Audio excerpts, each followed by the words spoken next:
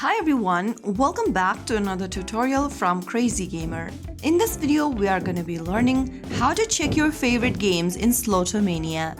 If you're one of those players who love spinning the reels but can't remember which slot games you enjoyed most in Slotomania, then this guide will help you easily check your favorite list. Launch open Slotomania on your device and make sure that you're in this home page.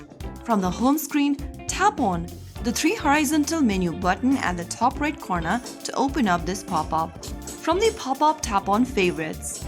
You'll then be able to see all of the games that you've marked as favorite in this section.